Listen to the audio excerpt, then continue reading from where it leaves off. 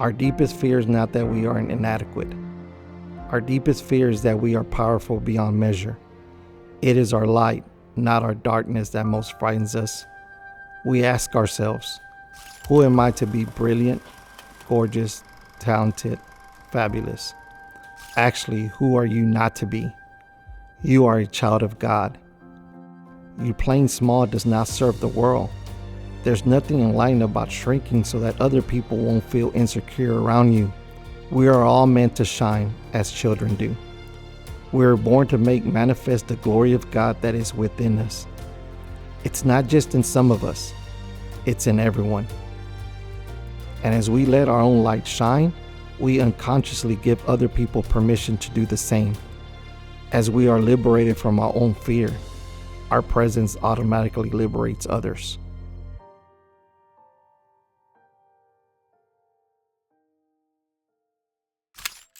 The first time I fell in love with soccer was in third grade. The first day at school, third grade recess, boys were playing soccer, and I asked if I could play and tried out, and the coach was like, "You're pretty fast." He goes, "Do you want to play?" And I said, "Yes." He goes, "Okay, you're on the team." I ran home like if I won the World Cup or if I won a championship. And I told my mom at that time, I made the team. Third grade, I knew I wanted to be the best soccer player I could be. It was love at first sight.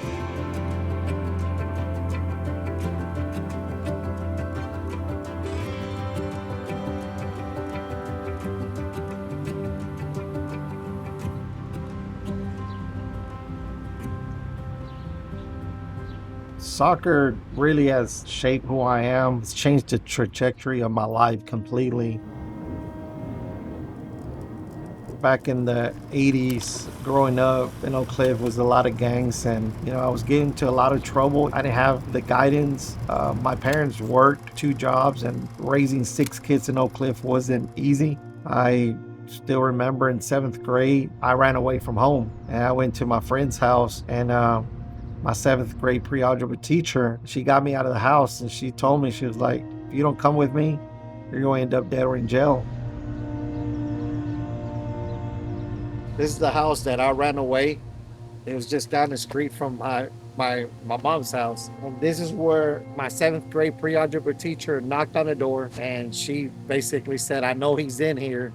I had ran away from home, and I came outside, and we're sitting in her car. And that's what she told me, "Come with me or you could end up dead or in jail."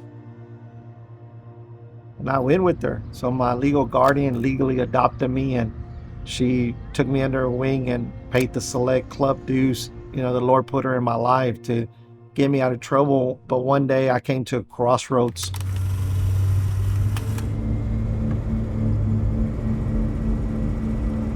Yeah, so one night we wanted to come to a house party in Oak Cliff, and we're trying to get a ride and we couldn't, so we decided to steal a black Trans Am from Addison to come to this house party. We come up Tyler to this red light, and we're the first car, and there's a police officer on the opposite side, and we're here stopped. Police officer turns right, and we're thinking, "Oh, good."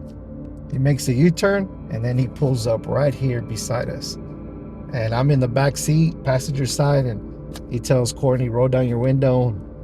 Courtney's like rolling down his window, and he's like, "Whose car is that?" He says, "Mine." So let me see the keys. And as soon as he says that, he just floors it. And we're speeding on this street, and the first street that he sees, he tries to make a left. As soon as he makes that left, he loses control. We hit that wall, and we're right there. We jump out of the car. As I'm running through the alley, I hear the helicopter already coming. I run across there. I actually see a family outside. I asked them if they could hide me, and they basically said, "You're on your own." I still remember as a kid, 7th grade, I basically got upset and yelled and said, "I'm gonna come back and get y'all." And they started yelling, "He's over here, he's over here." And running as fast as I can through this alley, and about right here, I see a cop car from that side. So I jump the fence. I cross the street and I go into another backyard. The police is nearby, and I have nowhere to run. So I just climb a tree. I take off my shirt and I ball myself so tight, and I could see police, and they're shining a light under cars and garages. And all I do for 3, 4, 5 hours up in that tree is just pray. The Lord just get me out of this. I'll do right. I won't hang around with the same friends. You know, Lord listened to my prayers. It was a miracle that they didn't see me. I think everybody comes in life into crossroads where you got to decide, you know, are you going to go this way or that way? And for me, that was my crossroads when I was in 7th grade.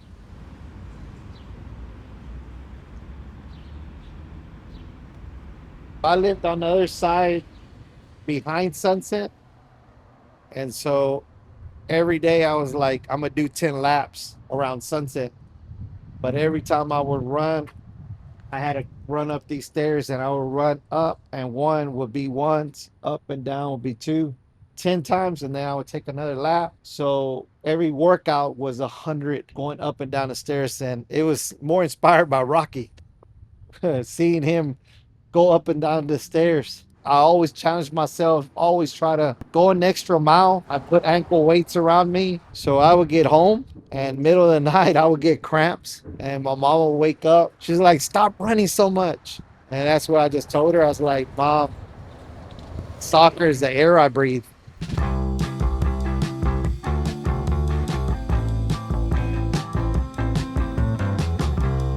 My wife, I met her at the soccer fields. He was like a troublemaker. So I didn't really give him the time. We just like, hello, goodbye, and that was it. Years later, we met up again at Keys Park. She saw me play soccer. She was very impressed. She was just like, oh my God. He was awesome in soccer. And then we just started talking, and then I saw that he was a changed person and he was just totally different. And I'm like, okay, I'm starting to like this guy. We dated from 1990. Then about 97, 98, I got the courage to get on one knee and propose to her. 3 months into the wedding, she calls it off.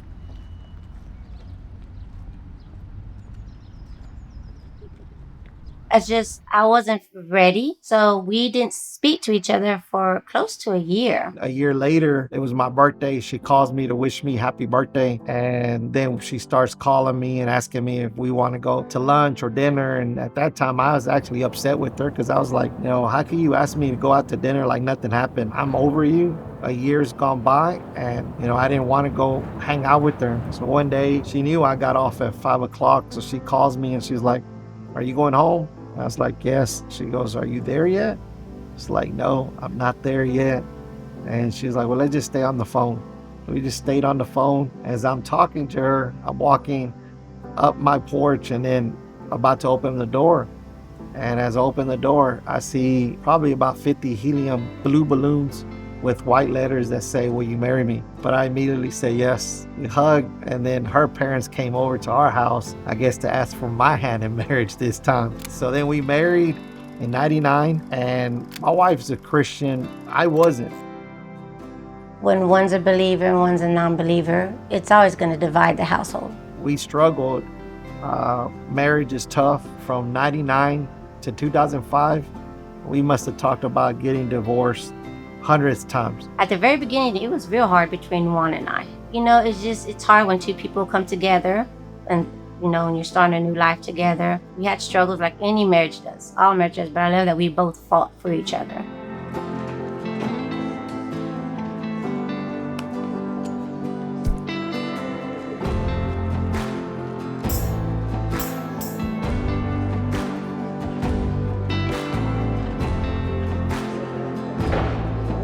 My name is Juan Martinez.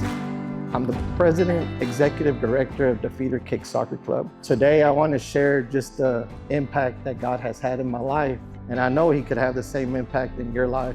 In Ephesians chapter 2, verse 10, the word says, for we are God's workmanship, created in Christ Jesus to do good works, which God prepared beforehand for us to do. In 2005, I'll never forget that year. That year was filled with so many trials, death, joy, pain, love, everything you can imagine. After running away from the Lord and Tiffany being very persistent, she was 8 months pregnant with now the twins. And in July, she was like, I want to go to this retreat, couples retreat. So I used for every excuse. I was like, well, how much is it? She's like 120 or something. I said, oh, no way, we don't have it. She comes back and she goes, we got a sponsor.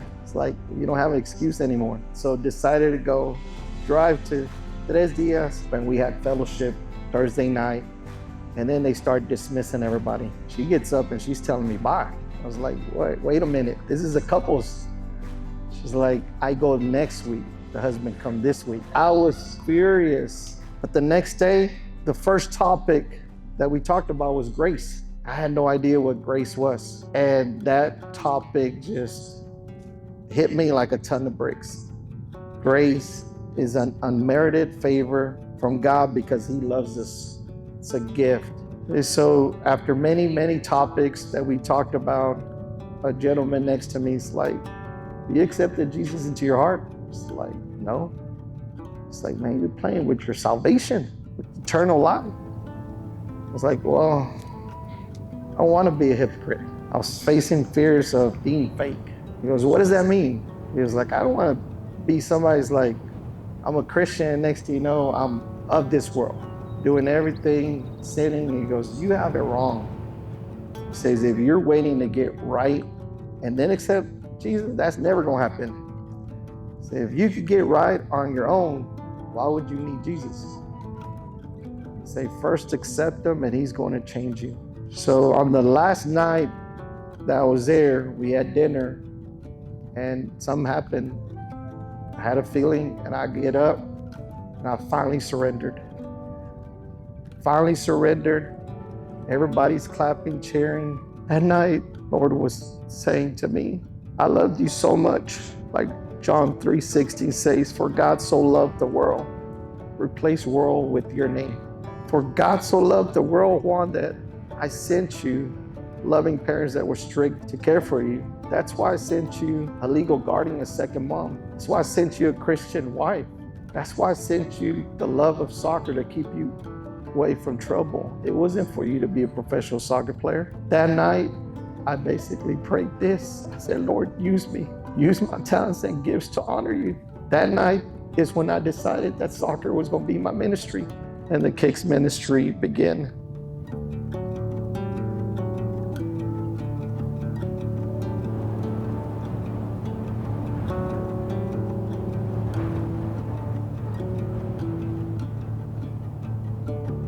I'm standing here where it all started. The Dallas Kicks 01 stopping ground. This is where all the dreams happen.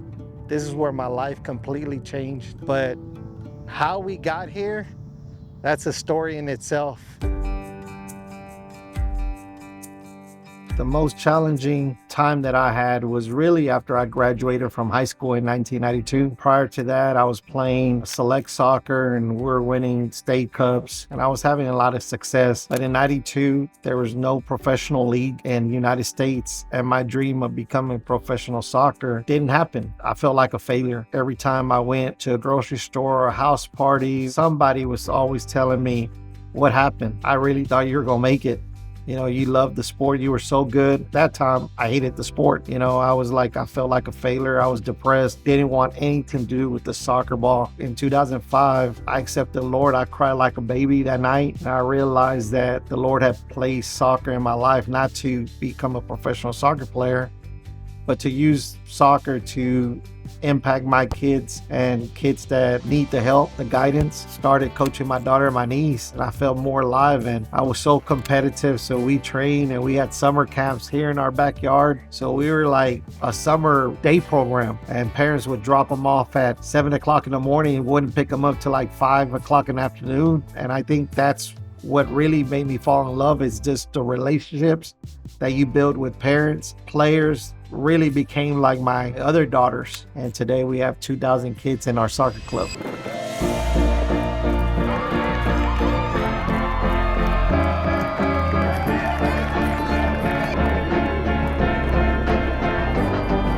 Coach, what is the feeling right now? Tell us. Unbelievable.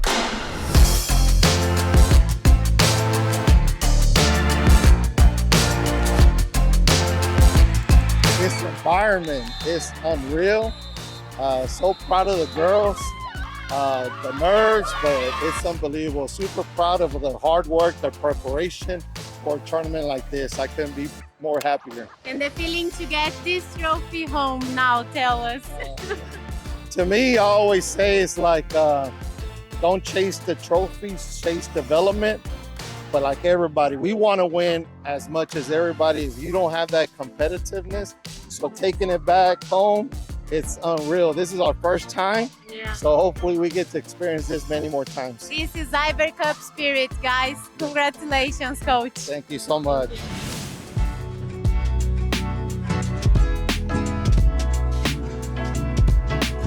Wow.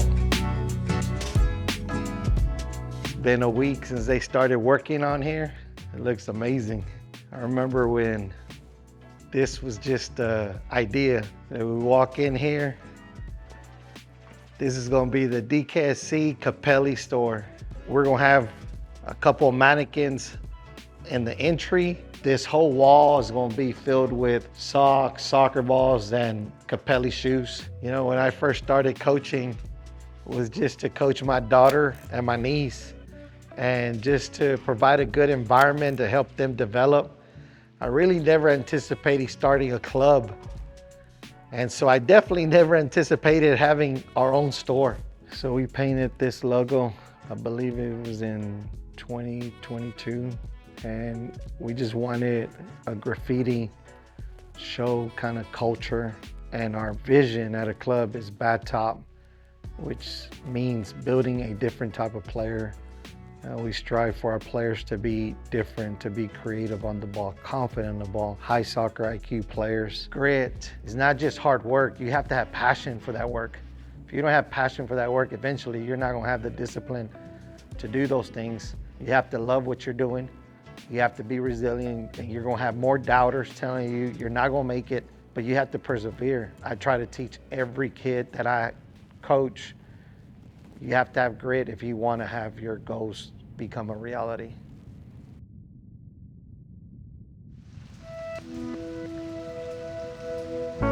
Keep everything together. Your last day at the house. I know. It went by fast. Don't remind me. Don't remind me. So you're not gonna miss Jordan and Josh? Your mom's cooking? She's definitely gonna miss my cooking. Oh yeah, too. I can't believe it's time. I know. Not my baby. My little high schoolers. And No, that's it. We're supposed to be empty nesters, but you know my favorite movie, I Hate Goodbyes. I hate goodbyes. no goodbyes. For me, my ministry and my purpose that I found is really to make an impact in young lives like my 7th grade pre-algebra teacher made on my life. I try to tell the kids the soccer ball is going to stop rolling for everybody. It doesn't matter who you are. What are you going to do after? You know, my dad has always preached count on change and kind of be ready for the unexpected. He didn't want to coach soccer at all. And it wasn't until I was 4 years old that he was kind of like, okay, I'm not going to pay anyone to do this. And I know that he didn't know what he was signing up for whenever he started with me, but he kept going for me and the twins, and now he does it for people that he's not even related to.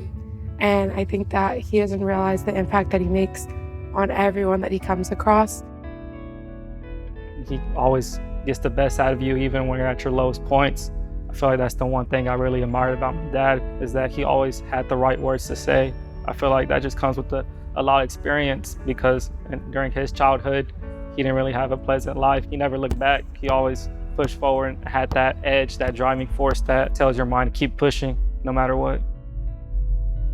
I think the lesson that my dad has learned and passed on to me is that it's more than a game, that it's more about love. We've shared a lot of memories through soccer. It's basically been our whole lives. I think because our family shares a love for the game, it has brought us closer and basically has made our relationship stronger than ever. It inspires me how much of a difference he makes in people's lives. He's leaving this huge impact on the world. Like, what's my impact gonna be? Like, what's my legacy gonna be?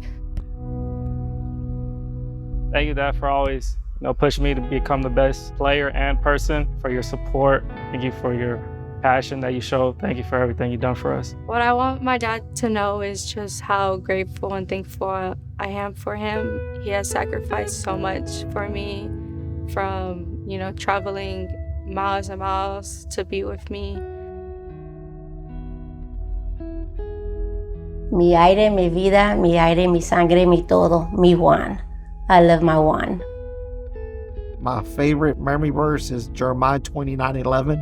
It says, "For I know the plans I have, declares the Lord, plans to prosper you, plans to give you hope and a future." I know I never wanted to be coaching. That's the plan that he had. Now I feel more alive. I feel more like I'm exactly where I'm supposed to be, and that's Coach Juan.